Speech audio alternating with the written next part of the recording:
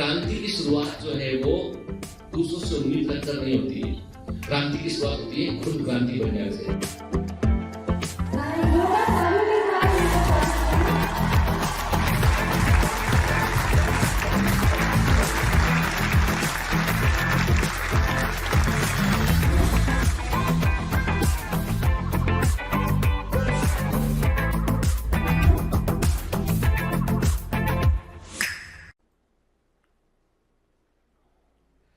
Hello commandos, welcome to Bioventures classes online. I am doctor Jitendra Singh और हम पढ़ रहे हैं बेटा बायोटेक्नोलॉजी। तो बायोटेक्नोलॉजी में पिछली 6 क्लासेस में हमने देखा कि रिकॉम्बिनेंट डीएनए टेक्नोलॉजी क्या होती है, किन टूल्स का हम इस्तेमाल करते हैं, कौन से एंजाइम इस्तेमाल किए जाते हैं, डीएनए लाइगेज का काम क्या होता है, रेस्ट्रिक्शन एंडोन्यूक्लियस क्या होता है, और हमने जो है वो वेरियस टाइप ऑफ जो है वो कॉन्सेप्ट को यहाँ पर समझा।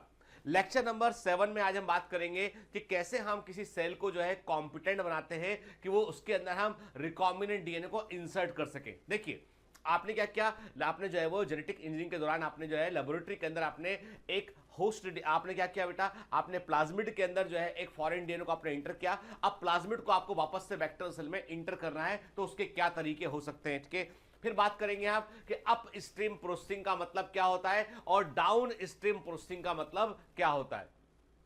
तो आज का जो लेक्चर है वो एनसीईआरटी के अकॉर्डिंग जो भी कॉन्सेप्ट बायोटेक्नोलॉजी के अंदर रखे हैं वो उसका लास्ट लेक्चर है चैप्टर 1 का। के जो प्रिंसिपल एंड प्रोसेस की यदि हम बात करें तो यहाँ पर जो है वो इस लेक्चर के बाद में जो है हमारा जो बायोटेक्नोलॉजी का फर्स्ट चैप्टर जो है प्रिंसिपल एंड प्रोसेस वो पूरा हो जाएगा। लेकिन हम नेक्स्ट इसके बाद वाले लेक्चर में हम जो लेक्चर नंबर 8 में हम जो है वो कुछ एक्स्ट्रा स्ट्रोक पॉइंट को भी वहां पर कवर करेंगे। पर अभी हमें जो है जो पॉइंट देखना है, मैंने आपसे बताया कि कैसे सेल्स को हम कॉम्पिटेंट बनाए वो देखेंगे हम, अप स्ट्रीम प्रोसेसिंग को देखेंगे हम, डाउन स्ट्रीम प्रोसेसिंग को देखेंगे हम। और मैंने आपसे कहा था बेटा कि ये असाइन टास्क लेक्चर है, तो इनमें हम पहले कुछ क्वेश्चंस को भी सॉल्व करेंगे और आप मेरी मदद करेंगे सॉल्व करने में, और आपको साथ में अपना ज्ञान भी लगाना है ताकि हम सही आंसर ढूंढ सके। चलिए, तो आज का क्वेश्चन नंबर 1 है जो स्क्रीन पर आपको दिखाई पड़ रहा है बेटा, तो इस क्वेश्चन को ध्यान से पढ़िएगा और मेरे साथ इसका आंसर दीजिएगा। क्वेश्चन है, a foreign DNA and plasmid cut by the same restriction endonuclease can be joint to form a recombinant plasmid using. एक फॉरेन डीएनए, बाहरी डीएनए और प्लाज्मिड को हम जो है एक ही प्रकार के रेस्ट्रिक्शन एंजाइम से हम कट लगाते हैं और उसके बाद उसको हम रिकॉम्बिनेंट प्लाज्मिड बनाने के लिए किससे जोड़ते हैं।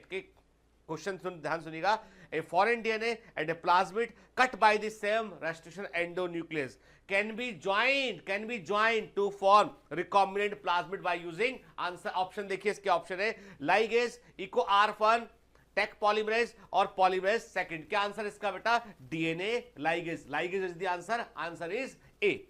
लाइगेज जेनेटिक गम के रूप में काम करता है, जोड़ता है बेटा, वो केमिकल ग्लू होता है।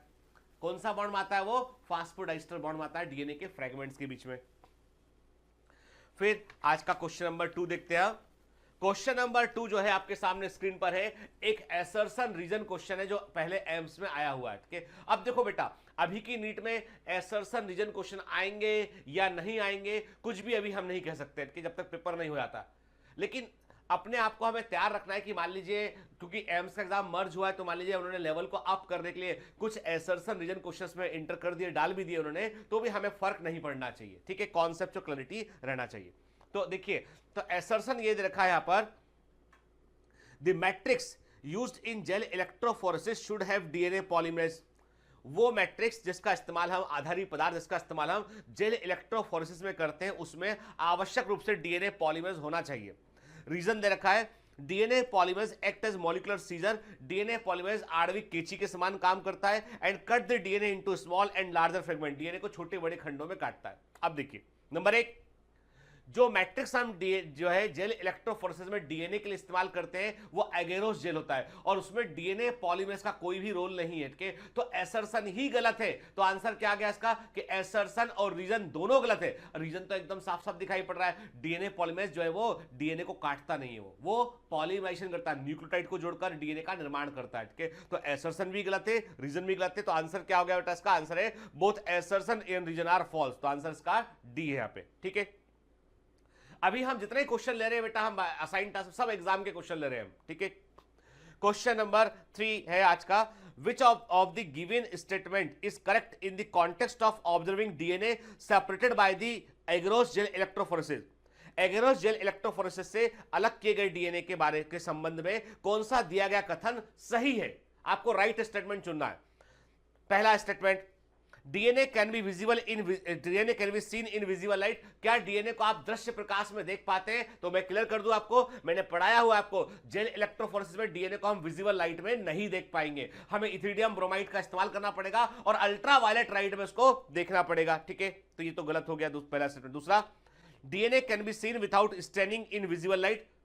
देख ही नहीं सकते भाई, विजिबल लाइट में तो डीएनए को हम देख ही नहीं पाएंगे इलेक्ट्रोफोरेसिस में, तो ये तो दोनों ऑप्शन गलत हो गए, ए और बी। ठीक है, ethidium bromide stand DNA can be seen in visible light. फिर वही बात आ गई भाई, इथिडियम ब्रोमाइड को स्टैंड करने के बाद यदि हम जेल इलेक्ट्रोफोरेसिस में डीएनए को देखना चाहते हैं तो हमको अल्ट्रा वायलेट लाइट का इस्तेमाल करना पड़ेगा। तो अगेन ऑप्शन सी कैंसिल, तो आंसर डी देखते हैं। ऑप्शन डी क्या है? Ethidium bromide stand DNA can be seen under the exposure of UV light, that is the right answer. अब देखो बेटा, ये बिल्कुल एनसीईआरटी से ड्राइव क्वेश्चन है, सीधा एनसीईआरटी से लिया गया क्वेश्चन है, इसलिए एनसीईआरटी की एक एक लाइन को बड़े ध्यान से पढ़ना है ना? ठीक है, अब देखो, अब देखना आप, जितने मैं क्वेश्चन बताऊंगा सारे क्वेश्चन सीधे एनसीईआरटी से लिए गए। नेक्स्ट क्वेश्चन है 2017 का क्वेश्चन है, the fragment the DNA fragment, देखिए क्वेश्चन के, the DNA fragment separated on an agarose gel can be visualised after standing with. एक डीएनए फ्रेगमेंट को जिसको हमने एगेरोस जेल में सेपरेट किया है, उसको किसकी स्टैंडिंग के बाद हम देख पाएंगे? The DNA fragment separated on an agarose gel can be visualised after standing with. तो अभी मैंने नाम बताया, कौन सा स्टैंड? Ethidium bromide stand. पहले वाले क्वेश्चन में नाम भी दे रखा था, इसमें नाम नहीं दे रखा है। अब देखो, ये बिल्कुल एक, ये जो क्वेश्चन है ना, ये बिल्कुल सीक्वेंस से पूछे गए क्वेश्चन जो है वो ऑल इंडिया पीएमटी में एक बार पूछा ऐसा, अगली बार घुमा के क्वेश्चन पूछ लिया, इसलिए पैटर्न की जानकारी होना चाहिए। तो आंसर क्या इसका हो गया? आंसर हो गया क्वेश्चन नंबर 4 का ethidium bromide. Question number 5, during electrophoresis के दौरान the separated band of DNA are cut out from the agarose gel and extracted from the gel piece, this is called. Electrophoresis के दौरान हम agarose gel से DNA के separate band को काट कर निकाल सकते हैं, तो इसे क्या कहते हैं हम? ठीक है, तो बताइए, आपको मैंने पढ़ाया हुआ अच्छे से कि इलेक्ट्रोफोरेसिस में क्या होता है, जब आपने जो है वो करंट को लगाया आपने, तो डीएनए अपने साइज के अकॉर्डिंग जो है वो अरेंज हो गया, स्मॉलर डीएनए आगे चला गया, लार्जर डीएनए पीछे रह गया। के अब आपको कोई एक डीएनए फ्रेगमेंट का उस जेली से बाहर निकालना है, तो आप जेल का वो वाला हिस्सा काट कर बाहर निकाल देंगे, इसे बोलते हैं इल्यूजन। क्या बोलते हैं सर? इल्यूजन कहते हैं। तो क्वेश्चन ऑप्शन देखिए आपने, ऑप्शन ए है इल्यूजन, ऑप्शन बी है डिग्रेडेशन, ऑप्शन सी है पॉलीमराइजेशन, ऑप्शन डी है डीनेचुरेशन। तो आंसर क्या है इसका? इल्यूजन। आप बोलोगे सर आपने हमको इस क्वेश्चन को आंसर करने का वक्त ही नहीं दिया। एक्चुअली मैं आपको क्लियर कर दूं बेटा कि ये सिर्फ एनसीईआरटी के सीधे स्टेटमेंट है, ये एग्जाम में क्वेश्चन बन के आए थे और आपको ये मालूम भी अच्छे से। ठीक है, चलो अगले क्वेश्चन में थोड़ा रुक जाऊंगा ताकि आप जो है वो आप भी आंसर दे पाए। क्वेश्चन नंबर 6 देखिए आपके सामने स्क्रीन पर है। क्वेश्चन नंबर 6, इल्यूजन मींस, अब देखिए ये ट्रेंड देखो एग्जाम का, इल्यूजन से तात्पर्य है option A, making the DNA band visible under the ultraviolet radiation, DNA band को अल्ट्रावायलेट रेडिएशन में दिखाने की कोशिश करना। ठीक है, यह दृश्य बनाना। ऑप्शन बी है, बताओ पहला ऑप्शन ठीक है कि नहीं है? गलत है। दूसरा, separation of DNA fragment on the agarose jail, agarose gel से में डीएनए फ्रेगमेंट को सेपरेट करना, दैट इज द इलेक्ट्रोफोरेसिस। ठीक है। तीसरा ऑप्शन है, isolating alien DNA from the choice of organism, के मनचाहे जीव से बाहरी डीएनए को निकालना। ठीक है। ऑप्शन डी है, cutting and extraction of DNA banned from the agarose jail, agarose gel से डीएनए बैंड को काटकर बाहर निकाल लेना, और यही होता है इल्यूजन। तो आंसर क्या हो गया? इसका आंसर हो गया डेल्टा डी। ठीक है। क्वेश्चन नंबर 7 आपके सामने स्क्रीन पर है। ठीक है, और इस क्वेश्चन को सही सॉल्व करने पर आपको मिलेंगे 4 नंबर। ठीक है, तो क्वेश्चन सुनिए ध्यान से। In agarose gel electrophoresis, agarose gel electrophoresis में DNA molecules are separated on the basis of their, DNA अणु इसके आधार पर पृथकता सेपरेट होते हैं। अब देखिए बेटा, तो ऑप्शन ए है चार्ज ओनली, केवल आवेश के आधार पर। ऑप्शन बी है साइज ओनली, केवल साइज के आधार पर। ऑप्शन सी है charge to size ratio, charge से साइज रेशियो के आधार पर। ऑप्शन डी है ऑल ऑफ द अबव के। अब क्या है, इस क्वेश्चन में है कंफ्यूजन, और बहुत दिमाग लगाएंगे हम बोलेंगे चार्ज होता है बड़ा डीएनए, मोर चार्ज, छोटा डीएनए, कम चार्ज, ये सब दिमाग आप लगाएंगे तो अब आपका क्वेश्चन हो जाएगा गलत। बिल्कुल सिंपल फंडा है और साफ साफ बताया गया है कि इलेक्ट्रोफोरेसिस में डीएनए के जो फ्रेगमेंट सेपरेट होते हैं, they are arrange on the basis of their size. Smaller fragment आगे मूव करके पहले आगे पहुंच जाते हैं और लार्जर फ्रेगमेंट जो है वो पीछे रह जाते हैं। अब एक और इंटरेस्टिंग बात है, यदि डीएनए का पूरा कॉम्बिनेशन है, उसमें कई फ्रेगमेंट बड़े हैं कुछ छोटे हैं, उनको आपने इलेक्ट्रोफोरेसिस में लगाया तो सबसे पहले कौन सा फ्रेगमेंट बाहर निकलेगा? सबसे पहले बड़ा फ्रेगमेंट बाहर निकलेगा, क्योंकि उसके पास में नेगेटिव चार्ज बड़ी संख्या में, लेकिन वो थोड़ा बाहर निकल, क्योंकि इसका साइज बड़ा है तो पीछे रह जाएगा वो। उसके बाद उससे छोटा डीएनए आगे मूव करके आएगा और सबसे अधिक दूरी कौन तय करेगा? फार्थेस्ट, सबसे दूर कौन जाएगा? सबसे छोटा फ्रेगमेंट जाएगा और साइज के अकॉर्डिंग डीएनए अपने आप को अरेंज कर लेगा, and that is the basis of electrophoresis. ठीक है ना? तो यहां पे चार्ज को शामिल नहीं करना आपको इस आंसर में, आंसर है साइज ओनली। अब आपने गलत किया इसको, आपने चार्ज टू साइज रेशियो लगाया है ना? ज्यादा दिमाग मत लगाया करो, जो कॉन्सेप्ट है, जो थ्योरी है, उसको वैसा ही रहने दो, कि अपना दिमाग लाके थ्योरी को चेंज नहीं कर रहा आपको, समझ गए ना? ठीक है, तो आंसर क्या होगा इसका? Size only. अब क्वेश्चन नंबर 8, लड्डू क्वेश्चन, बिल्कुल आसान क्वेश्चन, वो है डीएनए फ्रेगमेंट होते हैं। ठीक है, अब बताइए, ऑप्शन ए है पॉजिटिवली चार्ज, ऑप्शन बी है नेगेटिवली चार्ज, ऑप्शन सी है न्यूट्रल, ऑप्शन डी है आइदर पॉजिटिवली और negatively charge depending upon their size. तो आंसर क्या है? DNA fragment is always negatively charge. तो 8 का आंसर हो गया बी। ठीक है, क्वेश्चन नंबर 7 का आंसर भी बी था, 8 का आंसर भी बी है यहाँ पे। ठीक है, question number 9, Which of the following statement is wrong? Wrong और right वर्ड को ध्यान से पढ़ना। Which of the following statement is wrong with respect to separation of DNA fragment on gel electrophoresis? Gel electrophoresis में DNA fragment के separation के लिए कौन सा स्टेटमेंट गलत है, wrong है? तो पहला स्टेटमेंट है the DNA fragment resolve according to their size। DNA fragment अपने साइज के अकॉर्डिंग अपने आप को अरेंज करते हैं, बिल्कुल सही। क्वेश्चन नंबर 9 का ये ऑप्शन ए सही है, कि हमको रॉन्ग चुनना है इसमें। फिर ऑप्शन बी क्या है? The DNA fragment move towards anode under the electric field through the matrix. बिल्कुल सही बात है, डीएनए फ्रेगमेंट जो है एनोड पॉजिटिव एंड की ओर मूव करते हैं इलेक्ट्रोफोरेसिस, ये भी सही है।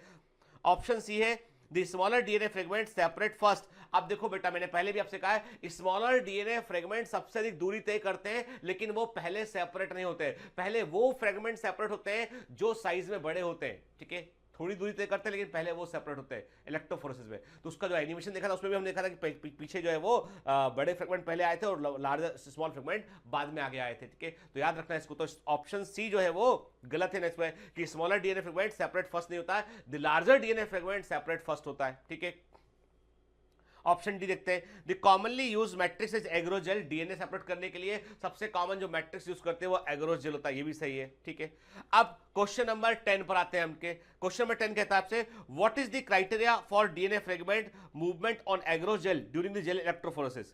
जेल इलेक्ट्रोफोरेसिस में, एग्रोजेल में डीएनए फ्रेगमेंट के मूवमेंट का क्राइटेरिया क्या होता है? किस क्राइटेरिया पर वो मूव करते हैं? Option A, the larger the fragment size the further it moves. के जितना बड़ा फ्रेगमेंट का साइज होगा उतना दूर वो जाएगा, ये गलत है। जितना बड़ा फ्रेगमेंट साइज होगा उतना कम दूरी को वो तय करेगा, तो ये गलत हो गया। ठीक है, दूसरा, the smaller the fragment size the farther it move. जितना छोटा फ्रेगमेंट का साइज होगा, टुकड़ा डीएनए का फ्रेगमेंट होगा, उतना अधिक वो मूव करेगा, बिल्कुल सही है। ठीक है, तो जो है वो क्राइटेरिया नंबर जो बी ऑप्शन का क्राइटेरिया सही है। ठीक है, अब सी और डी क्यों गलत है देख लेते हैं।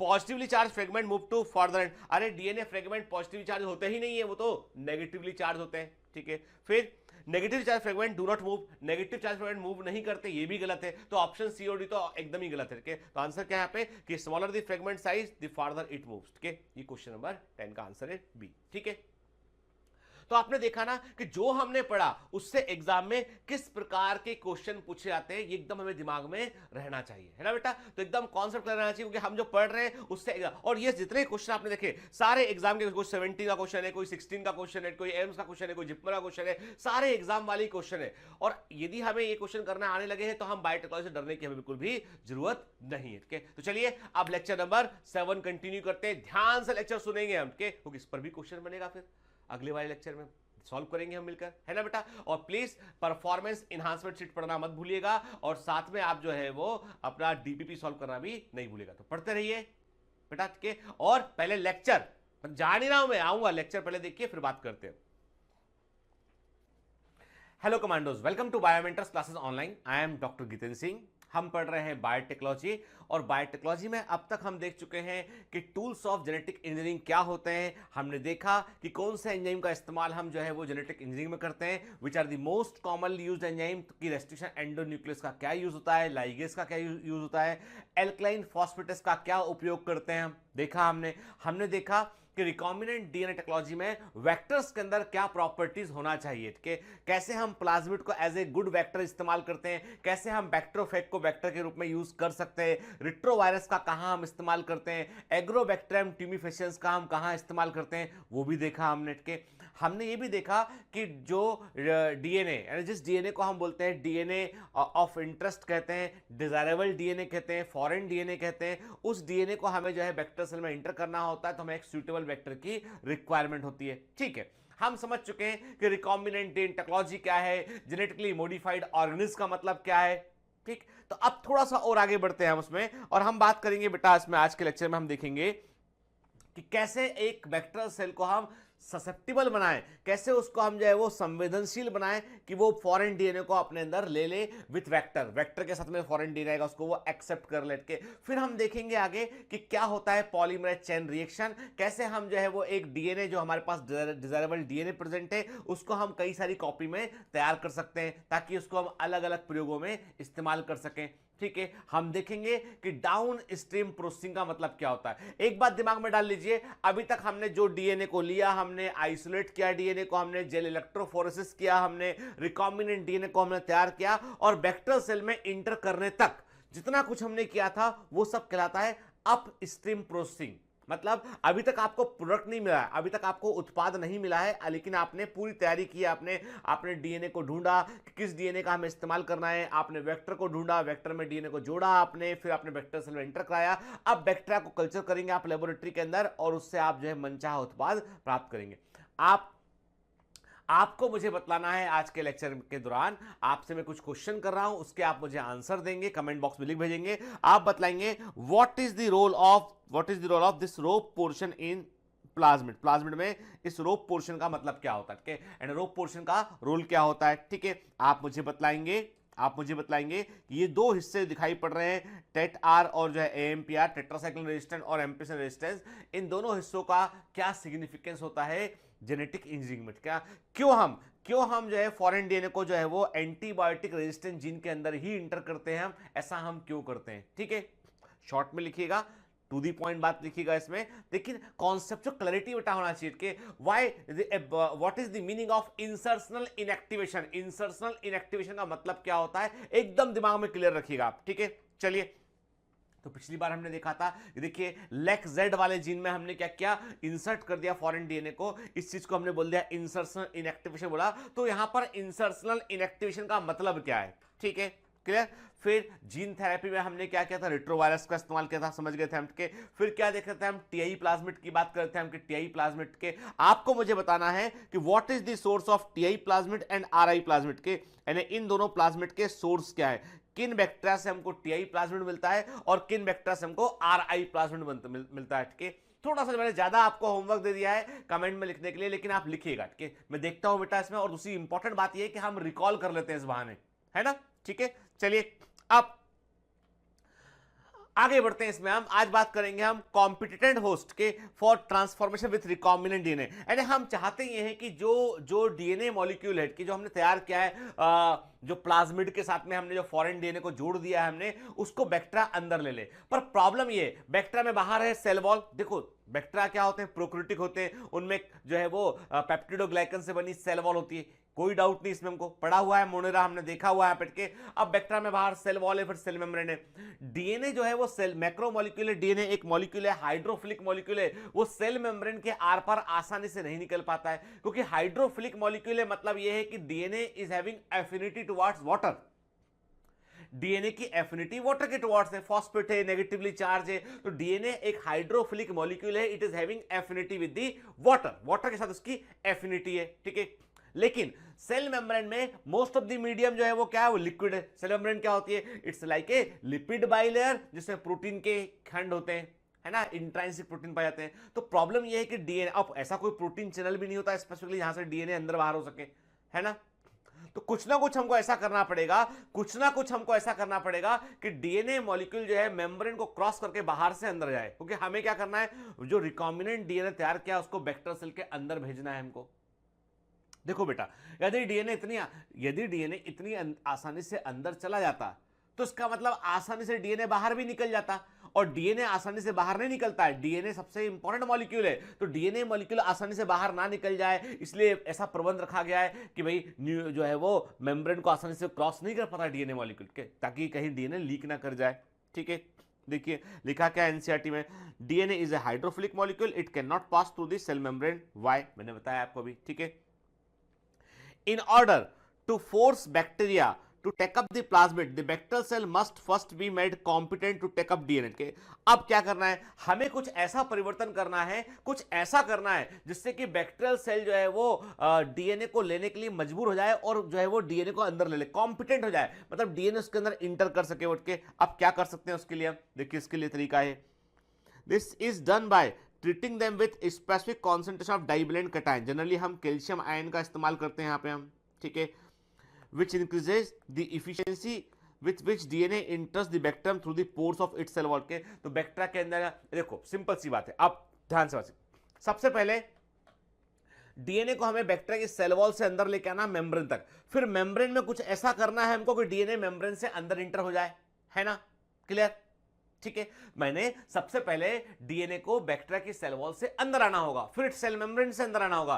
तो हम क्या करते हैं, कैल्शियम आयन का, डाइवैलेंट आयन का हम इस्तेमाल करते हैं, और ये सेल वॉल है ना, ये कैल्शियम आयन का केमिकल प्रभाव में आकर सेल वॉल के पोर थोड़े बड़े आते हैं और डीएनए अंदर की ओर आ जाता है। ठीक है, फिर recombinant DNA can then be forced into such cell by incubating the cell with recombinant DNA on ice, followed by the placing them briefly on 42 degree Celsius temperature heat shock and putting them back on ice। ठीक है, अब देख सोचिए क्या लिखा है, समझो बात को के। देखो सबसे पहले क्या था बेटा कि सबसे बाहर थी सेल वॉल, ये सेल वॉल थी। ठीक है, हमने कहा ये सेल वॉल थी, फिर इसके बाद ये है सेल मेम्ब्रेन, ये सेल मेम्ब्रेन है। ठीक है, डीएनए को हमें यहां से लेके अंदर तक आना है, यहां से ये क्या है, ये सेल का अंदर वाला हिस्सा है, ये आउट वाला बाहर वाला हिस्सा हट के डीएनए को हमें अंदर लेके आना हट के। सबसे पहले सेल वॉल को क्रॉस करने के लिए हमने कैल्शियम आयन, डाइवैलेंट आयन का यूज किया, उसके केमिकल प्रभाव में आके सेल वॉल के पोर थोड़े बड़े हो गए और जो है ये डीएनए अंदर आ गया। डीएनए कहां गया, यहां डीएनए आ गया। अब हमें डीएनए को अंदर करना है। हमने क्या किया, हमने एक तरीका अपनाया, हमने हीट शॉक तरीका अपनाया। हमके क्या होता है, जब आप बैक्टीरिया की सेल मेम्ब्रेन को आप जो है वो आइस में रखते हैं, मतलब 0 डिग्री सेल्सियस या उससे कम तापमान पर रखते हैं आपके, तो मेम्ब्रेन क्या होती है, मेम्ब्रेन सॉलिडिफाई होने की कोशिश करती है, मेम्ब्रेन कॉम्पैक्ट होने की कोशिश करती है। ठीक है, लेकिन सडनली उसी मेम्ब्रेन को उठा के दिया आप जैसे 42 डिग्री सेल्सियस टेम्परेचर रखते हैं, आप जैसे उसको मेम्ब्रेन उठा के आप 42 डिग्री सेल्सियस टेम्परेचर रखते हैं, तो मेम्ब्रेन के पोर सडनली, मेम्ब्रेन जो है सडनली चूंकि एकदम से टेम्परेचर हायर हो जाता है, उसको बोलते हैं हीट शॉक बोलते हैं। गर्मी के कारण, हीट के कारण मेम्ब्रेन को शॉक होता है। मेम्ब्रेन में क्या होता है, सडनली एकदम से पोर खुल जाते हैं मेम्ब्रेन के। लिपिड जो होता है, जो सॉलिडिफाई लिपिड है, एकदम से लिक्विफाई होता है, तो एकदम से पोर ओपन हो जाते हैं उसमें, और उस पोर से डीएनए अंदर चला जाता है। ठीक है, उसके बाद क्या होता है, उसके बाद उठाया मेम्ब्रेन को, फिर दोबारा आइस में रख दिया। जब दोबारा आइस में रखा उस मेम्ब्रेन को हमने, तो क्या हो गया, अब पोर फिर से क्लोज हो गए वो। तो देखो पहले पोर क्लोज थे आइस में रख के, आपने क्या किया, मेम्ब्रेन को उठा के आपने कहां रखा, आपने उसको 42 डिग्री सेल्सियस टेम्परेचर में रखा, आपने पोर ओपन हुआ, डीएनए अंदर गया, फिर आइस में रख दिया आपने, पोर को बंद कर दिया आपने। अब आप बोलोगे बैक्टीरिया मरेगा नहीं आइस में। देखो बेटा मैं क्लियर कर दूं आपको के, आइस में बैक्टीरिया की एक्टिविटी हो जाती है मिनिमम के, आइस में लो टेम्परेचर पर बैक्टीरिया हो जाते हैं इनएक्टिव। ठीक है, हाई टेम्परेचर पर जब तापमान उनका 62 डिग्री सेल्सियस या 65 डिग्री सेल्सियस से अधिक तापमान होता है तो बैक्टीरिया मर जाते हैं। ठीक है, बहुत कम बैक्टीरिया सर्वाइव कर पाते हैं, लेकिन मोस्ट ऑफ द बैक्टीरिया जो है वो लो टेम्परेचर को टॉलरेट कर लेते हैं इनएक्टिव होकर के, तो इसलिए इस टेम्परेचर में बैक्टीरिया मरता नहीं है वो। ठीक है, मरेगा नहीं उठ के, इनएक्टिव होगा आइस में, आपने इसको 42 पे लेके गया, मेम्ब्रेन ओपन होगा उसका और सडनली एक्टिविटी बढ़ेगी, मेम्ब्रेन ओपन का पोर ओपन होगा, झट से डीएनए अंदर आएगा, आपने फिर आइस में रख दिया, फिर धीमे धीमे आप टेम्परेचर को ग्रेजुअली इंक्रीज करेंगे तो मेम्ब्रेन को हीट शॉक नहीं लगेगा। अभी क्या कर रहे हैं आप, 0 से उठा के 42 पे रखना है, 42 से फिर 0 पे रखना है आपके, तो ये हीट का सडन ट्रांसफॉर्मेशन हीट शॉक कहलाता है। ठीक है, क्या लिखा देखो, बिल्कुल बेटा टू द पॉइंट एनसीईआरटी की बात कर रहा हूं मैं, to the point NCERT. Recombinant DNA can then be forced into such cells के अब रिकॉम्बिनेंट डीएनए को इन सेल कोशिकाओं में हम बलपूर्वक प्रवेश कराते हैं, incubating the cells with recombinant DNA on ice के सेल्स को हम आइस रिकॉम्बिनेंट डीएनए के साथ में हम आइस में इसको इंक्यूबेट करते हैं, फिर उसके बाद ब्रीफली इनको 42 डिग्री सेल्सियस टेंपरेचर पर कुछ समय के लिए रखते हैं, हम हीट शॉक बोलते हैं, देन वापस आइस में लेके आते हैं तो सडनली पोर ओपन होता है मेम्ब्रेन का, लिपिड सडनली लिक्विफाई होता है, पोर ओपन होता है, डीएनए अंदर एंटर किया, फिर आइस में रख दिया, क्लोज हो गया पोर उसका, ठीक है। This enables the bacteria to take up the recombinant DNA. अब होता क्या है एक्चुअली में, होता ये है कि इसे मैंने आपसे कहा ये है मेम्ब्रेन, ठीक है, ये 0 डिग्री सेल्सियस पे लिक्विफाई मेम्ब्रेन है, ये मैंने कहा ये मेम्ब्रेन है, ठीक है। ये मेम्ब्रेन को आपने सॉलिडिफाई करने के लिए आपने 0 डिग्री सेल्सियस टेम्परेचर पे आपने आइस टेम्परेचर का यूज किया, ठीक है।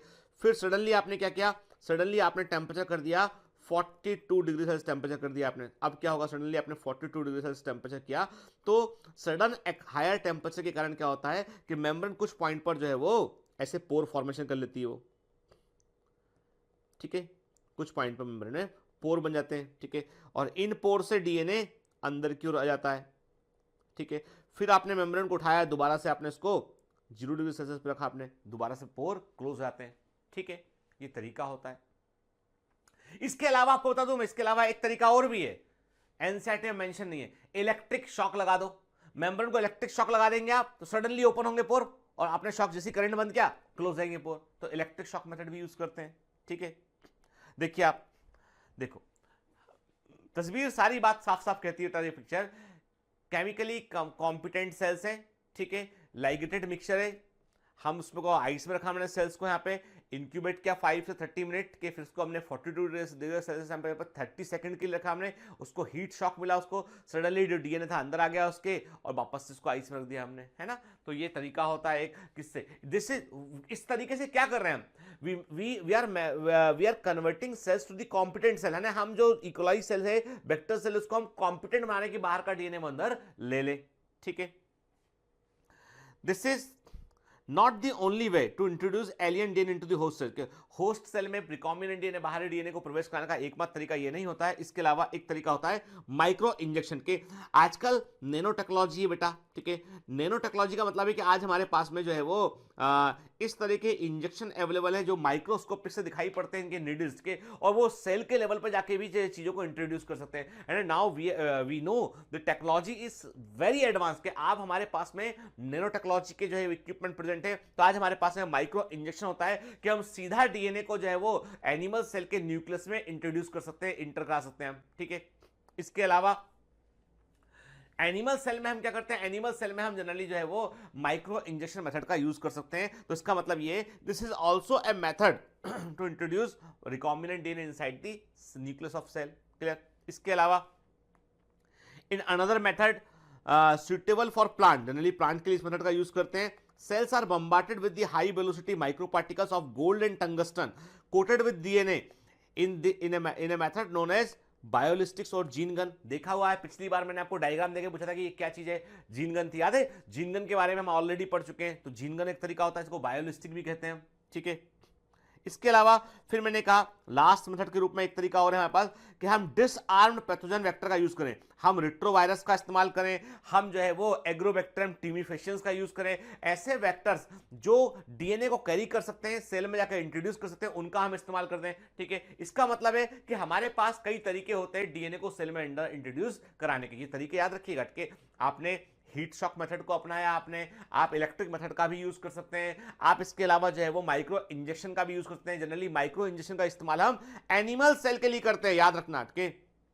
और जीन गन बायोलिस्टिक का इस्तेमाल जनरली हम प्लांट सेल के लिए करते हैं, ठीक है, क्लियर। फिर अब समझ गए, हम एक बात समझ चुके हैं कि भाई देखो रिकॉम्बिनेंट डीएनए बड़ी मेहनत के बाद बना था, अब उसको सेल में इंट्रोड्यूस हमको करवाना है, करवा दिया हमने के। अब ओवरऑल यदि हम पूरा ओवरव्यू देखें, पूरी प्रोसेस का ओवरव्यू देखें कि एक्चुअली में हमने जेनेटिक इंजीनियरिंग में किया क्या क्या, एक्चुअली में हमने अनुवांशिक अभियांत्रिकी में क्या क्या किया है, कौन सी प्रोसेस जो है रिकॉम्बिनेंट डीएनए टेक्नोलॉजी में हम इस्तेमाल करते हैं। तो एक काम करते हैं, उन सारी प्रोसेस को एक बार रिकॉल करते हैं, वन बाय वन सिस्टमेटिकली समझते हैं, क्योंकि अभी तक हमने सारी बातें की फंडामेंटल्स पे, और उन्हीं फंडामेंटल्स के आधार पर हम आगे बात करते हैं कि जेनेटिक इंजीनियरिंग होता कैसे। देखिए स्टेप याद रखना। और आपको बता दूं मैं, ये स्टेप 1 2 3 4 स्टेप देकर आपको सही क्रम पूछ लेंगे क्वेश्चन में, ठीक है ना? तो स्टेप भूलना नहीं है, पक्का बेटा, है ना?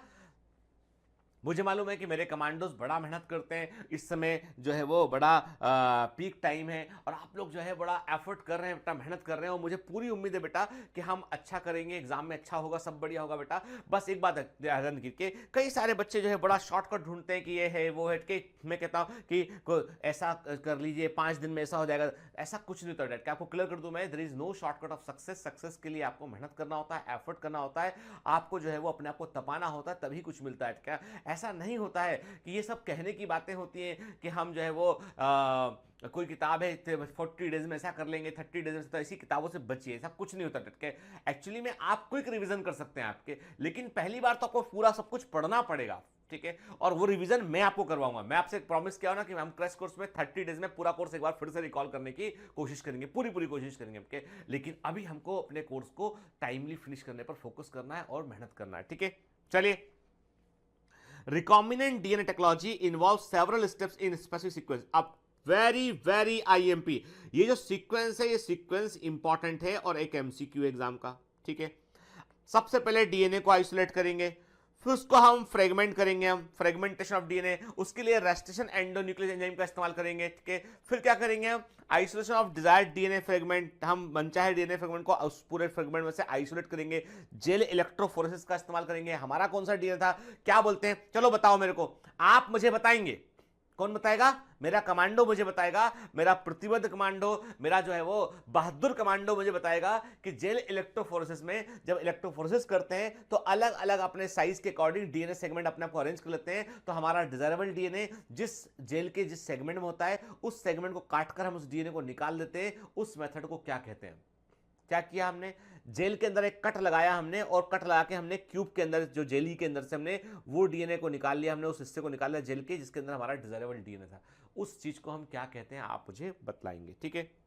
पढ़ाया हुआ, ये मत बोलना पढ़ाया नहीं, ठीक है?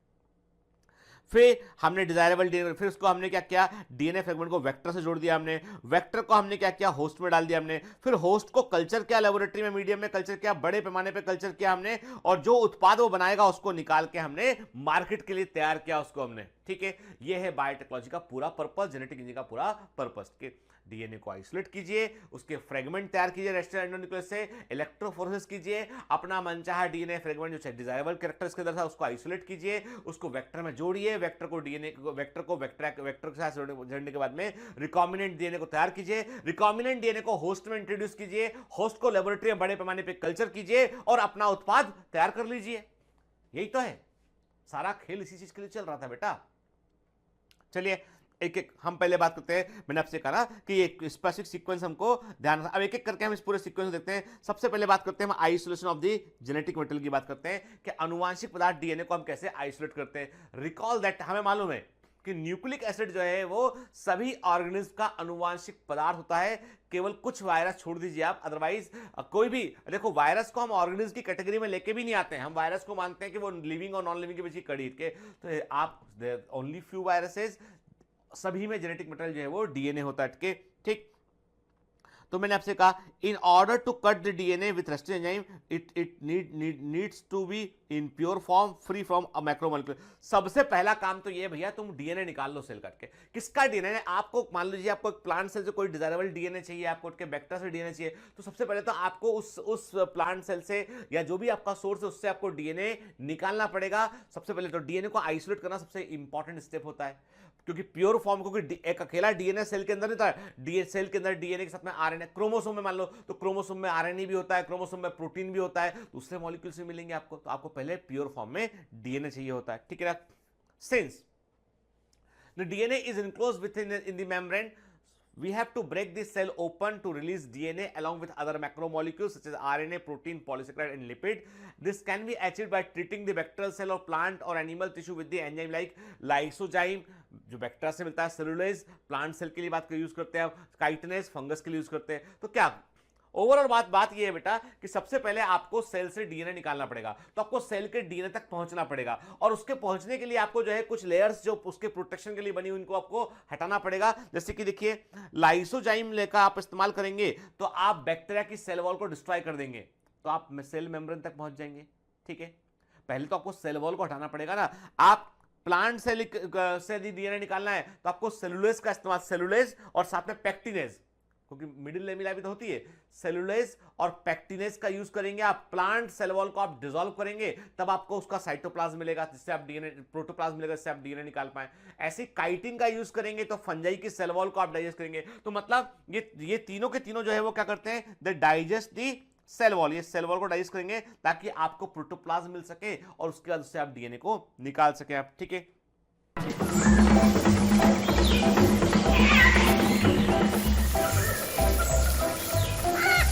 Hello. Sorry to disturb you in between the lecture. But it's important to inform you. You should download the BioMentors app from Google Play Store. We need your support, so please take the subscription to become an official commando of BioMentors. Bye bye, continue your lecture. You know that the genes are located on long molecules of DNA intertwined with the protein like histone। के यूक्रिटिक cell होती है तो उसमें से fungus की बात करें हम, फंजाई क्या होती है, यूक्रिटिक होती है। कि हम बात करें बेटा प्लांट्स की बात करें, वो यूक्रिटिक होते हैं। तो यदि हमने एनिमल सेल भी यूक्रिटिक होती है, आपको उसमें से जो है वो डीएनए निकालना है तो डीएनए अकेला नहीं होता, डीएनए में हिस्टोन प्रोटीन भी पाया जाता है कई बात के। तो अब हमको क्या करना है, हमको डीएनए को छोड़कर बाकी सारे मॉलिक्यूल हटाने हैं। तो आप क्या करोगे, आरएनए को हटाने के लिए, आरएनए को हटाने के लिए मेरी बाद में पढ़ना, पीछे का बाद में पढ़ना, पहले मेरी तरफ देख लो, मैं बोल रहा हूं आपसे। ठीक है, आरएनए को हटाने के लिए आपको राइबो न्यूक्लियस का इस्तेमाल करना पड़ेगा। राइबो न्यूक्लियस क्या करेगा, आरएनए को डाइजेस्ट कर लेगा, आरएनए हट जाएगा।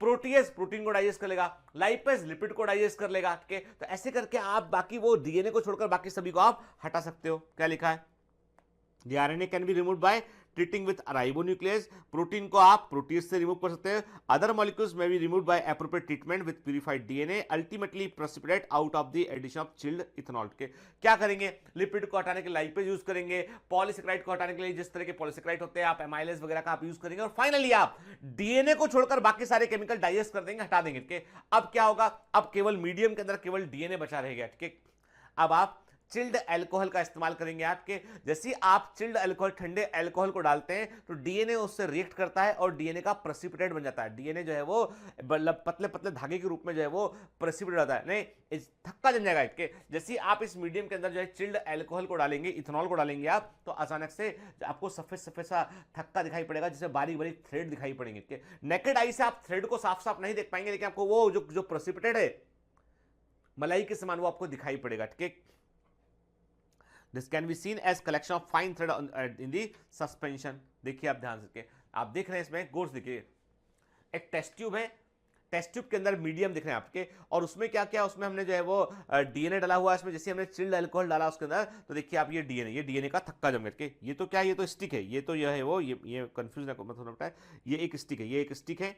इस स्टिक से हम डीएनए को टच कर रहे हैं तो हम क्या देख रहे हैं कि पूरा थ्रेड, नहीं पूरा इसके ऊपर पूरा ये थ्रेड लपेट, पूरा थ्रेड लपेट हुआ है। ठीक है, दिखाई दे रहा आपको thread.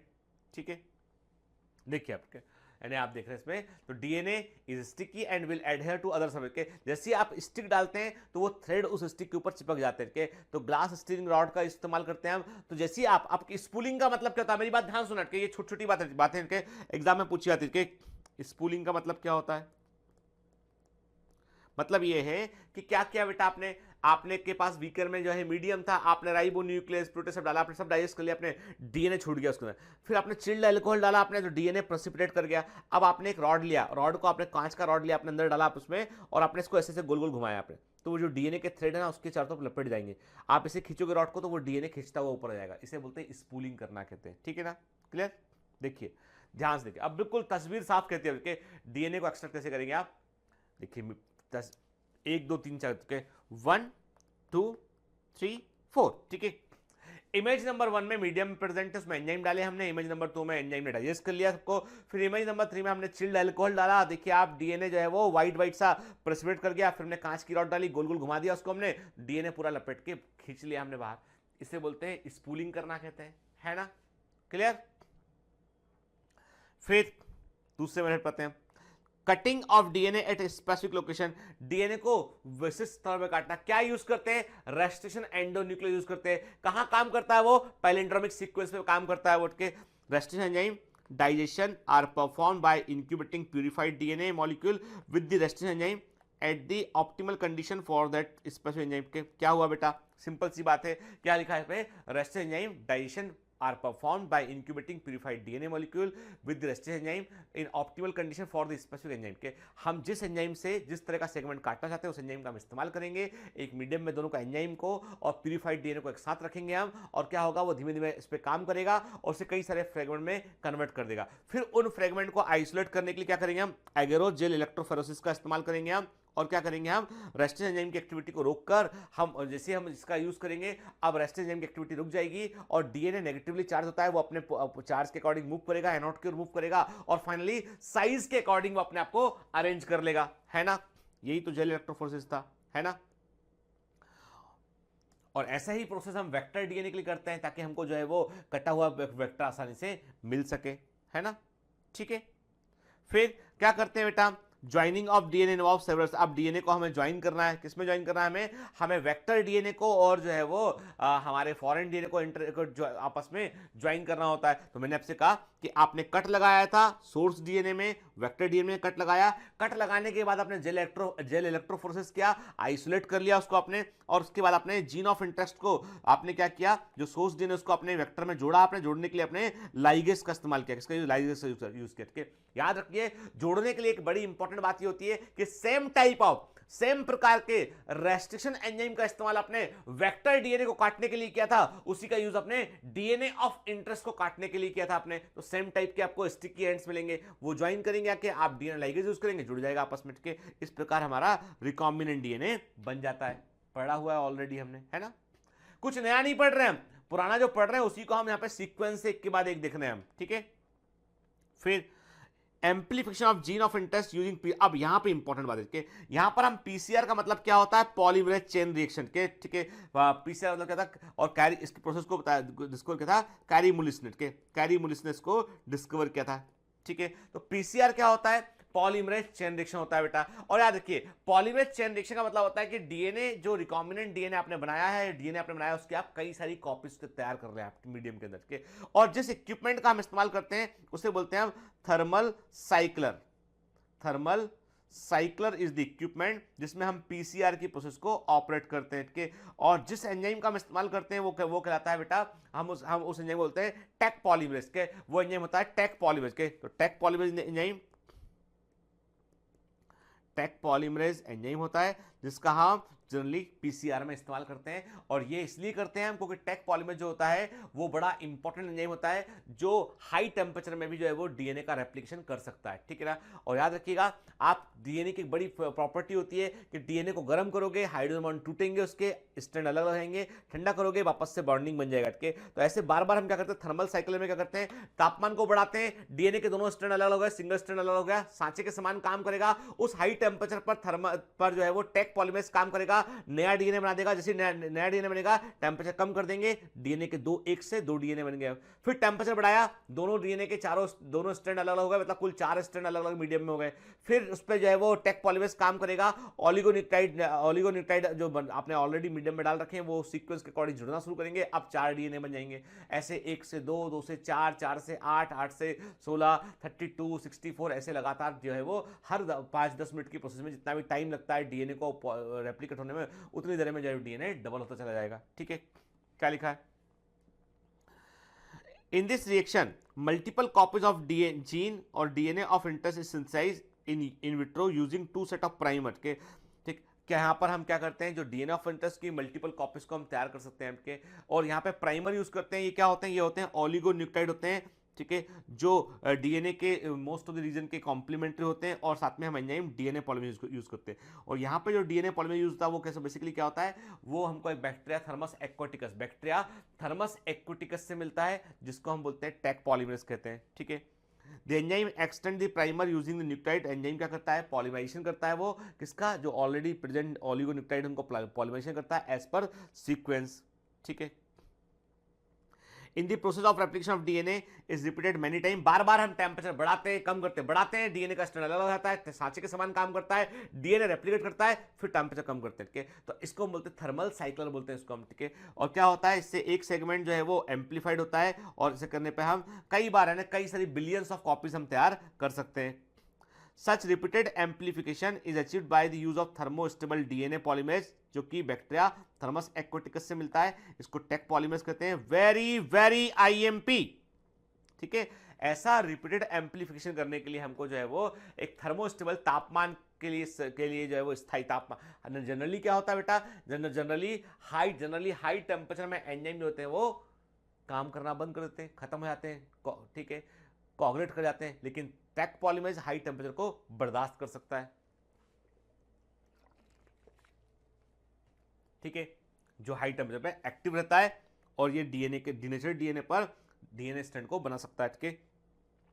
The amplified fragment, if desired, can now be used to ligate with a vector to further clone के। अब हम जो है जो डीएनए हमने मल्टीपल कॉपी तैयार की उसका यूज हम जो रिकॉम्बिनेंट टेक्नोलॉजी में कर सकते हैं, ठीक है। देखिए ध्यान से, क्या ये एनसीईआरटी का ही इमेज है, बड़ा इंपॉर्टेंट 11.6 इमेज के तरीका क्या, देखो बिल्कुल सिंपल। आपको बताया था मैंने जब मॉलिक्यूलर बेसिस ऑफ इनहेरिटेंस पढ़ाया था तो मैंने डीनेचुरेशन ऑफ डीएनए को पढ़ाया था, आपको एनिलिंग ऑफ डीएनए आपको बताया था मिनट के। तो डीएनए को क्या के 2 स्ट्रैंड होते हैं, उसको गर्म करोगे आप, दोनों स्ट्रैंड अलग अलग हैं। देखो गर्म किया हमने, गर्म किया मतलब डीनेचुरेशन किया इसका हमने, दोनों स्ट्रैंड अलग हो गए।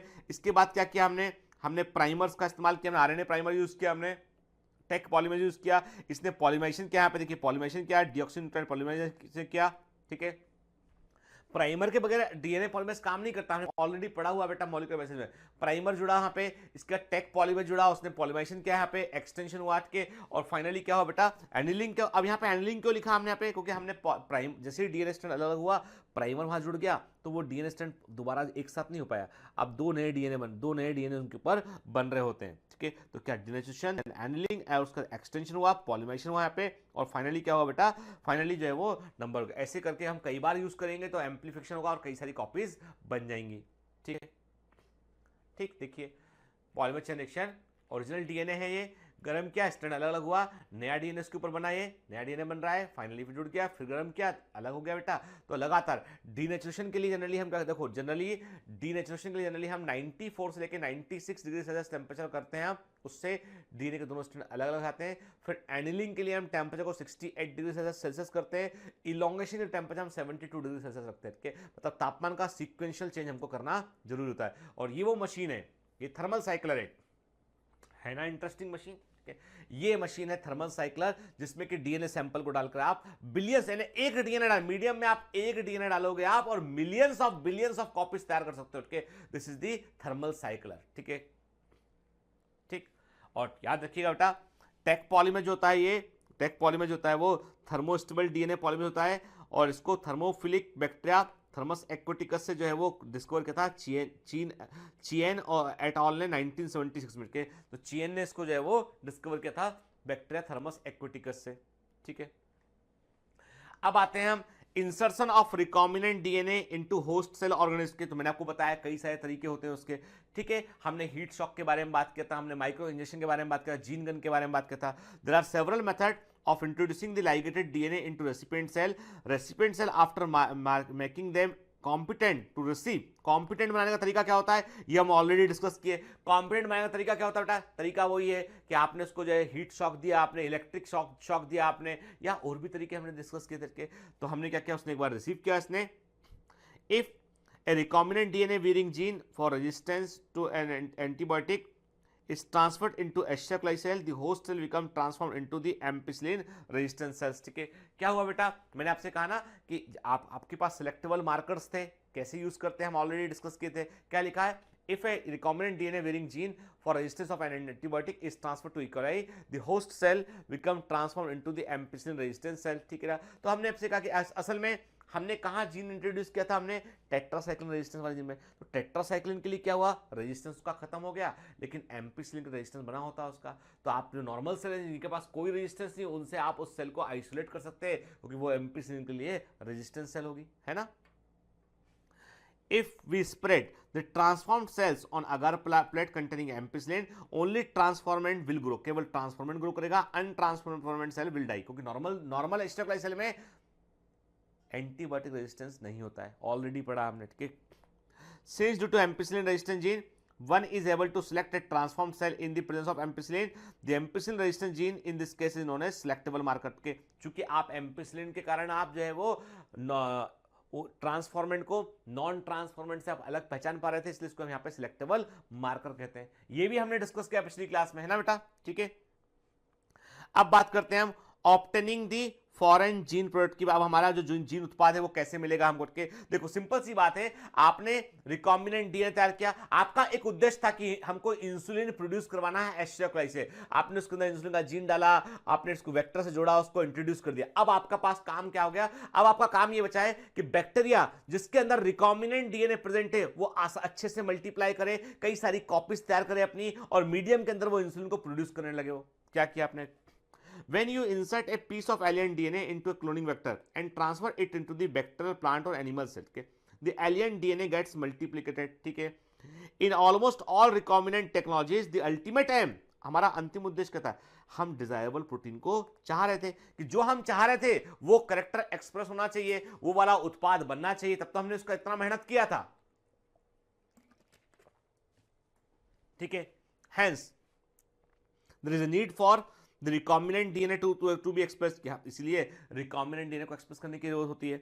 The foreign gene gets expressed under appropriate condition, foreign gene जो होता है वो अप्रोप्रिएट कंडीशन में अपने आप को एक्सप्रेस करेगा, यानी बैक्टीरिया ग्रोथ के लिए सारे आपको कल्चर मीडियम देना पड़ेगा, आपको लगातार बैक्टीरिया ग्रो करता रहे। और याद रखिए यहां पर जब आप ये सब कर रहे होते हैं ना, तो एक क्वेश्चन एग्जामिनर करता है आपसे कि आपका बैक्टीरियल ग्रोथ कर्व क्या होगा, यानी जब आप जेनेटिक इंजीनियरिंग कर रहे होते हैं, बायोटेक्नोलॉजी यूज कर रहे होते हैं और किसी बैक्टीरिया की मदद से आपको उत्पाद चाहिए होता है, तो याद रखिएगा आपको कोशिश करना है कि बैक्टीरिया का ग्रोथ कर्व हमेशा जे शेप रहे वो, ठीक है।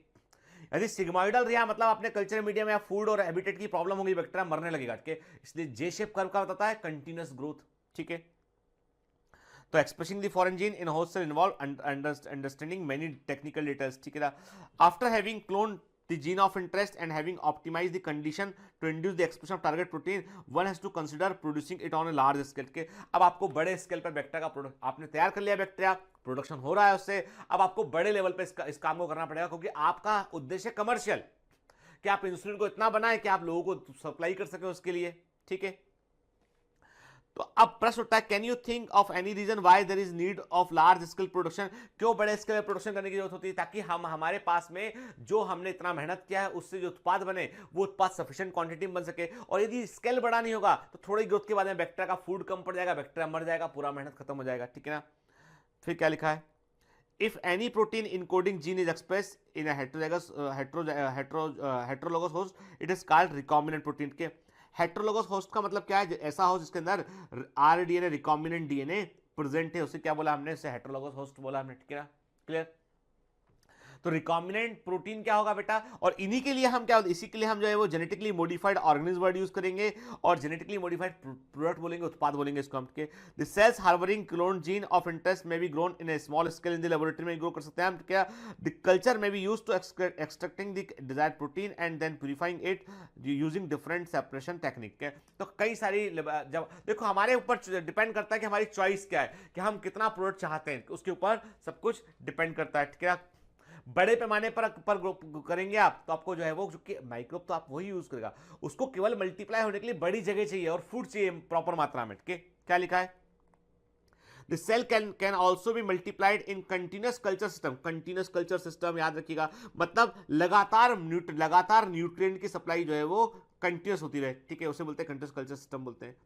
Where in the used medium is drained out from the one side. अब इंटरेस्टिंग बात है, जिस क्या होता है, कोई भी डिवाइस जिसमें कि आप जेनेटिक इंजीनियरिंग से उत्पाद को बना रहे हैं ना, तो उसमें दो सिर होना चाहिए, के एक होता है बेटा ये, जिसे मैंने आपसे कहा, एक बिल्कुल टिपिकल हम सिंपल तरीका देखते हैं, ये है वो सिरा जहां से आप जो है वो ये वो हिस्सा है जिसमें एक नल जैसा लगा हुआ है, जहां से हम क्या कर रहे हैं, हमारा प्रोडक्ट, ये प्रोडक्ट को हम निकाल रहे हैं, प्रोडक्ट को हम यहाँ पे निकाल रहे हैं, प्रोडक्ट को हम रिलीज कर रहे हैं, है ना, ठीक है।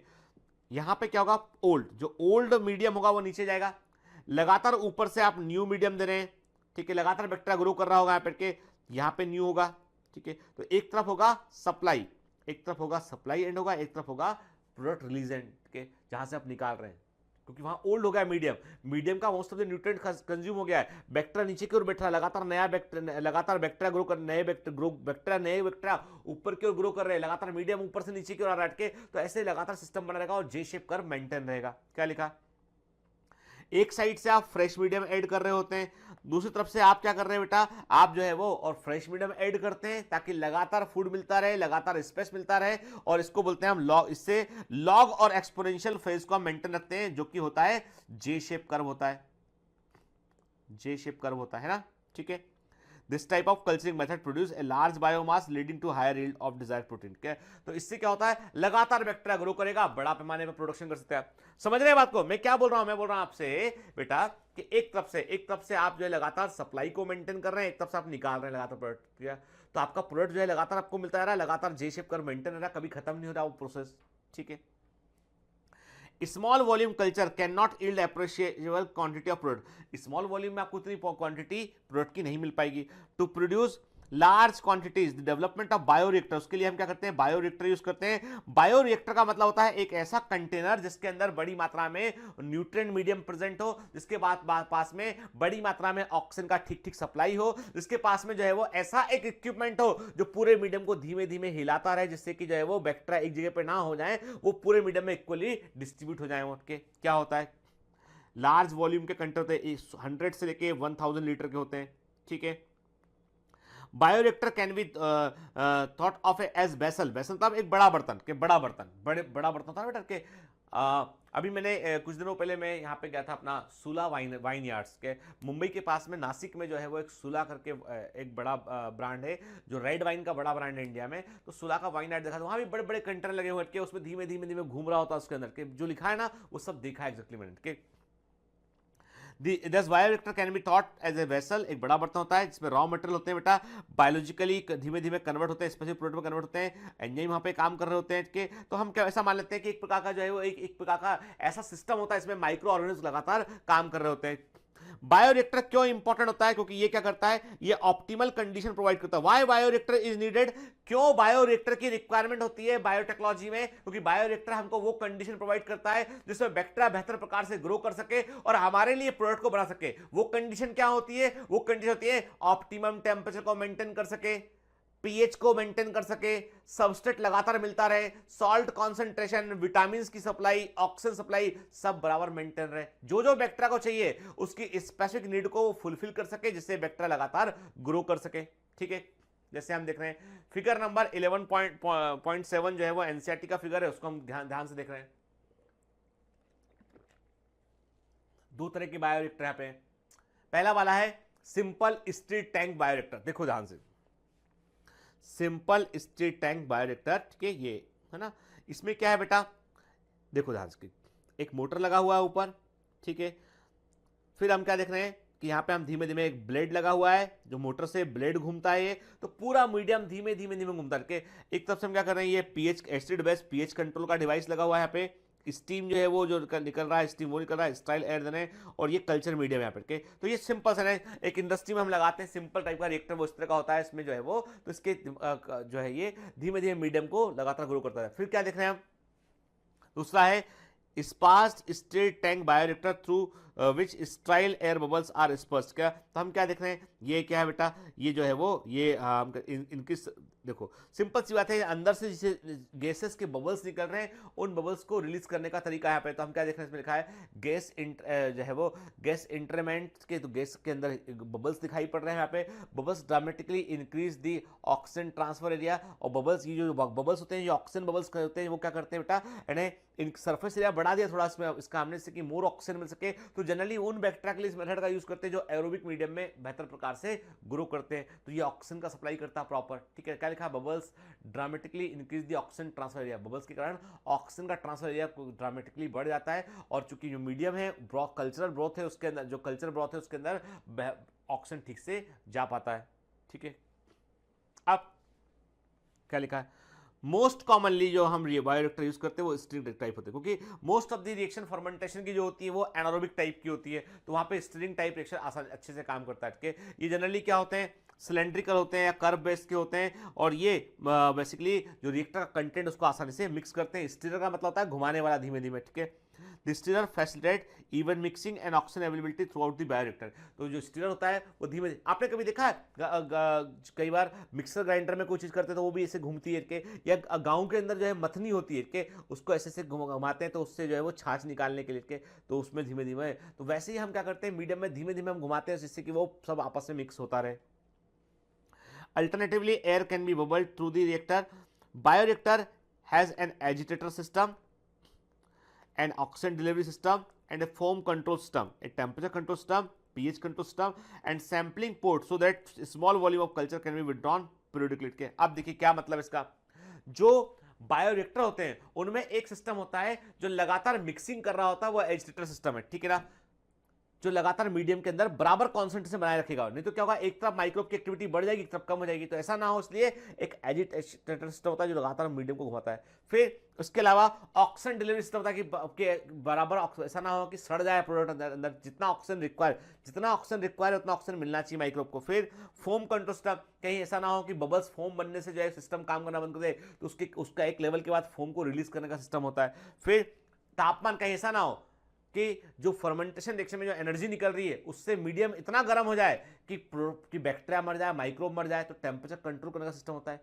कूलिंग, बाहर से कूलिंग प्रोवाइड की जाती है उसको। फिर पीएच कंट्रोल सिस्टम, जो केमिकल प्रोडक्ट बन रहा है वो यदि पीएच को चेंज करता है और उसका कॉन्सेंट्रेशन एक लेवल के ऊपर बढ़ गया तो बैक्टीरिया सारे मर जाएंगे, तो उसको रिलीज करना जरूरी होता है। एक पीएच के बाद जैसे रेड वाइन बनती है ना, तो एक कॉन्सेंट्रेशन यदि आपने 8% 6% से ऊपर कर दिया आपने रेड वाइन को, तो उसमें वो रेड वाइन के सारे बैक्टीरिया मर जाएंगे, वाइन खराब हो जाएगी उठ के। ऐसी सैम्पलिंग पोर्ट की कितना किस लेवल तक काम हो चुका है, तो एक जैसे हम कभी कभी घर में कभी चाय बनाते हैं तो हम थोड़ा चाय चख के देखते हैं ठीक बना या नहीं बना। चाय के घर में कुछ बनता है, कोई पकवान आते हैं तो बीच में थोड़ा लेके चख के देखते हैं भाई उसमें सब मसाले बराबर हैं या नहीं, के चाय में सब चाय पत्ती शक्कर सब बराबर है या नहीं, चखते ना हम थोड़ा के। तो बिल्कुल वैसे सैम्पलिंग पोर्ट है कि इससे थोड़ा निकालते हैं, सैंपल को देखते हैं ठीक है कि नहीं है, और ठीक हो गया है तो प्रोडक्ट को बाहर निकाल लेते हैं हम, ठीक है। देखिए आपके हम एक जो है वो बायोरिएक्टर को देख रहे हैं यहाँ पे, तो कुछ ये बेटा बाकायदा बड़े साइज के होते हैं, बाकायदा इंडस्ट्री में कई स्किल्ड लोग यहाँ पर काम कर रहे होते हैं के, और ये पूरा सिस्टम है पूरा सिस्टम। और आजकल तो इतना एडवांस हो गया है कि कंप्यूटर्स काम कर रहे हैं इन सिस्टम में, कंप्यूटर्स काम कर रहे होते हैं। मेरा एक वेंचर है जिसमें हम लोग रोबोट्स के लिए काम करते हैं। रोबोट्स को हम जो है वो इंपोर्ट करते हैं, रोबोट्स को हम कस्टमाइज करके बनाते हैं। तो उस कंपनी में जो है वो जनरली अभी हाल ही में हम लोगों के पास में एक मैगजीन आती है, ऑटोमेशन एक्सपर्ट करके मैगजीन आती है, उस मैगजीन में पढ़ रहा था, उसमें लिखा था उसमें बाकायदा कि अभी जो है वो इन इंडस्ट्री में बिल्कुल फुली पूरा रोबोटिक कंट्रोल है कि रोबोट पूरा मैनेज करेगा टेम्परेचर पीएच के। तो अभी मशीनें बड़ी इंटेलिजेंट हो गई हैं कि तो robots can control entire system की कितना बनना है, कहाँ बनना है, कितना प्रोडक्शन है, केवल आपको डिटेल देना है, everything is control by machine, ठीक है। तो अब आप ठीक, तो हम क्या देख रहे हैं बेटा, यानी अब देखो अब पूरी प्रोसेस के 3 हिस्से हो गए, इस पूरी प्रोसेस के 3 हिस्से हो गए। एक हो गया अप स्ट्रीम प्रोसेसिंग। अब ये वेरी आईएमपी के अप स्ट्रीम प्रोसेसिंग का मतलब है वो सारे तरीके जो मेन प्रोडक्शन के पहले होता है के, वेक्टर को बनाया आपने, स्ट्रिन को सिलेक्ट किया आपने, तैयार किया मीडियम आपने, और उसको आपने फिर फर्मेंटेशन अलाउ करके, तो पहले हुआ अप स्ट्रीम प्रोसेसिंग, ठीक है। और उसके बाद में आपने पहले वो बैक्टीरिया तैयार किया जिससे आपको प्रोडक्शन करना वो तैयार किया, उसके बाद आपने क्या किया, उसके बाद फर्मेंटेशन किया आपने, ठीक है। फर्मेंटेशन हो गया, आपने रॉ प्रोडक्ट था उसमें जो है वो अब क्या हुआ, धीमे धीमे फर्मेंटेशन चल रहा है। अब आपका डिजायरेबल प्रोडक्ट जो आप चाहते हो वो उत्पाद आपका बन चुका है, उसके बाद आपने उसको निकाल लिया, निकालने के बाद उसको प्यूरिफाई करोगे उसको आप मार्केट के लिए तैयार करोगे, वो कहलाता है डाउन स्ट्रीम प्रोसेसिंग बोलते हैं उसको, ठीक है। बेसिकली प्यूरिफिकेशन करते हैं और मार्केट में सेल करने के लिए उसको तैयार करते हैं, ठीक है। देखिए आप ध्यान से कि अपस्ट्रीम प्रोसेस मतलब प्रोडक्शन के पहले की प्रक्रिया के, प्रोडक्शन पहले किया आपने, फिर प्रोडक्शन किया आपने, उसके बाद डाउन स्ट्रीम प्रोसेस में क्या होगा, आप जो है वो सेल को डिसरप्ट करेंगे, हटाएंगे, छानेंगे, आप प्यूरिफाई करेंगे, कॉन्सेंट्रेट करेंगे और फाइनल प्रोडक्ट को आप तैयार करेंगे। उसमें चूंकि बड़ा कॉम्प्लिकेटेड है, इतना कॉम्प्लिकेटेड में हमको जाने की जरूरत नहीं बेटा, इसमें कई सारे प्रोसेस हैं। आपको तो दूं मैं, सबसे अधिक मेहनत लगती है प्रोडक्ट को फाइनलाइज करने में। रॉ मटेरियल से उत्पाद बन जाता है, लेकिन उसको आइसोलेट करना, छानना, प्यूरिफाई करना वो एक लंबी प्रक्रिया का हिस्सा होता है, ठीक है। तो देखते हैं हम क्या मतलब होता है डाउन स्ट्रीम प्रोसेसिंग का, और ये एग्जाम में 2 बार पूछा गया है और वेरी आईएमपी है ना, ठीक है। After completion of the biosynthetic stage, biosynthetic stage का मतलब क्या है, प्रोडक्ट का बनना, ठीक है ना। The product has to be subjected through a series of process before it ready to marketing. अब ऐसा थोड़ी ना है कि निकाला अल्कोहल इंडस्ट्री से, उन्होंने निकाला छाना, उन्होंने कहा भाई देखो इसमें अल्कोहल प्रेजेंट है, भर दिया पूरा, किलो ले जाओ, ठीक है, नहीं, छाटेंगे, उसको साफ करेंगे, प्यूरिफाई करेंगे, फिर ठीक से बॉटलिंग करेंगे, ठीक से उसको पैक करेंगे, प्रिजर्वेटिव मिलाएंगे ताकि खराब ना हो, ठीक मार्केट तक पहुंच सके वो। तो after completion of biosynthetic phase the product has to be subjected through a series of process before it is ready to marketing as a finish product के। द प्रोसेस में क्या क्या इंक्लूड है बेटा, अब आईएमपी, वेरी आईएमपी के process में include है इसमें सेपरेशन एंड प्यूरिफिकेशन, उत्पाद में, क्योंकि उसमें तो मीडियम भी होगा, बैक्टीरिया की डेड बॉडी भी होगी, सबको छांट के, जो बैक्टीरिया मर चुके होंगे वो भी होंगे उसके अंदर के, तो और वो सब निकालने गए, जो आपका फाइनल आपने निकाला था ना, जो नीचे से आप प्रोडक्ट निकाल रहे थे, ऊपर से आप नया फ्रेश मीडियम ऐड कर रहे थे, वही तो कर रहे थे बायोरिएक्टर के अंदर आपके। तो क्या किया आपने छाटा, उसको प्यूरिफाई किया, ठीक है, छाटा आपने उसको और प्यूरिफाई किया, और इस पूरी प्रोसेस को हम क्या कहते हैं, डाउनस्ट्रीम प्रोसेसिंग कहते हैं। The product has to be fermented with suitable preservative, फिर प्रोडक्ट को लंबे समय तक मेंटेन रखने के लिए उसमें प्रिजर्वेटिव को मिलाओगे आप, ठीक है। और यदि दवा है, यदि कोई मेडिसिन तैयार कर रहे हो आप, तो आपको क्लिनिकल ट्रायल में भाग लेना पड़ेगा। मतलब आपका जो उत्पाद है वो ठीक बना है कि नहीं बना है, पता चला कोई गलत केमिकल उसमें आ गया तो किसी की जान पर बन सकती है, तो क्लिनिकल ट्रायल्स होंगे, उसके इफेक्ट देखने के। स्ट्रिक्ट क्वालिटी कंट्रोल होता है बेटा, ठीक है। आप देखना कभी कभी कोई चीज लेके आते हैं तो उस पर ऐसा लिखा होता है, एक छोटा टैग लगा होता है, उसमें QC लिखा था, QC का होता है क्वालिटी कंट्रोल, ठीक है। QA का मतलब था क्वालिटी एश्योर्ड, इलेक्ट्रॉनिक प्रोडक्ट पर QA लिखा होता है, क्वालिटी एश्योर्ड क्या, और जो इस तरह के प्रोडक्ट होते हैं, दवाएं वगैरह, उनमें QC लिखा था क्वालिटी कंट्रोल के, ठीक है, क्वालिटी बकायदा कंट्रोल में रखी गई इसकी। फिर तो ऐसे केसेस में हम क्या करते हैं, बकायदा क्वालिटी कंट्रोल होते हैं, और बकायदा कई सारे एक पूरा जो है, मेरा एक ब्रदर है, उसने जो है वो एनालिटिकल केमिस्ट्री से, कजिन ब्रदर, उसने एनालिटिकल केमिस्ट्री से उसने जो MSc किया, देन PhD किया, वो यही काम करता, क्वालिटी कंट्रोल, वो एक बड़ी फार्मा कंपनी में काम करता है, वहाँ पर वो क्वालिटी कंट्रोल एश्योरेंस का काम करता है, उसके पूरा सब कुछ होकर पैरामीटर पर चेक करते हैं, फिर दवा बाहर निकलती है, ठीक है। तो downstream processing and quality control testing vary from product to product के, और ये पूरा सब कुछ डिपेंड करता है कि भाई आप बेच क्या रहे हो, के यदि आप कॉस्मेटिक बेच रहे हैं तो आपको एलर्जी टेस्ट करना पड़ेगा कि एलर्जी तो नहीं करेगा इसके। दवा बेच रहे हैं तो आपको कई सारे स्ट्रॉन्ग क्वालिटी चेक करने पड़ेंगे, ठीक है।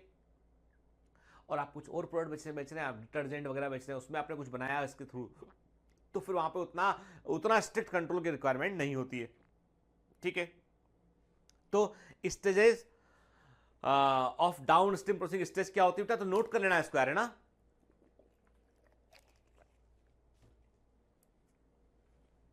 What are the stage of down stream processing, तो रिमूवल ऑफ इनसॉल्युबल्स को रिमूव करना, प्रोडक्ट को आइसोलेट करना, प्रोडक्ट को प्यूरिफाई करना, प्रोडक्ट की पॉलिशिंग करना, और मार्केट में भेजना। पॉलिशिंग होता है पैकिंग करना, ठीक से उसको ठीक कॉन्सेंट्रेशन में मेंटेन करना, वो सब पॉलिशिंग के अंदर आता है, ठीक है ना, ठीक।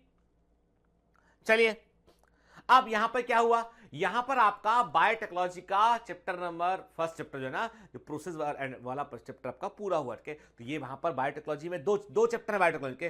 पहला चैप्टर जो है वो प्रोसेस के ऊपर है बेटा, जिसमें कि हम पूरी प्रोसेस को मैकेनिज्म की डिस्कस कर रहे हैं।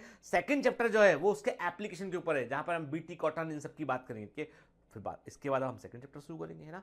तो ऑलमोस्ट फर्स्ट चैप्टर, एक चैप्टर यहाँ पे हमने कंप्लीट किया आज, है ना, ठीक है। चलिए बेटा पढ़ते रहिए, और मुझे पूरी उम्मीद है कि आपको ये पता भी नहीं चला होगा, पूरी चीज एक प्रोसेस आपको लेना है। अब आप NCERT उठा के पढ़ेंगे, आपको एक वर्ड का मतलब मालूम हुआ, एक वर्ड, एक सिंगल वर्ड मिस नहीं करेंगे आप, ठीक है बेटा। तो पढ़ते रहिए, मेहनत करते रहिए, ऑल द बेस्ट। चलिए, एक बड़ा तनाव सिर पे से उतरा कि भाई लेक्चर जो है वो खत्म होने के साथ ही ये चैप्टर भी आपका ऑलमोस्ट खत्म हो गया है, और मतलब खत्म ही हो गया है NCERT के अकॉर्डिंग हम देखें, और एक कॉन्सेप्ट को हमने बड़े ध्यान से बेटा यहाँ पर पढ़ा, ठीक है। तो अब वक्त है प्रॉपरली रिवाइज करने का, MCQ सॉल्व करने का, और अपने आप को स्ट्रांग बनाने का, कि किसी भी तरह की चुनौती में हम जो है वो अपने आप को जो है वो किसी भी तरह की चुनौती हम अपने आप को आगे रखेंगे और हम जीत कर दिखाएंगे। तो पढ़ते रहिए, मेहनत करते रहिए बेटा, all the best. Hi. To become an official commando of Biomentors, join us at www.biomentors.online. Here you can solve daily practice papers, an online test. You can download performance enhancement sheets. You can track your progress. You can interact with other fellow commandos. Join us and prepare yourself. It's a commando training for your success. Download Biomentor's online app from Google Play Store.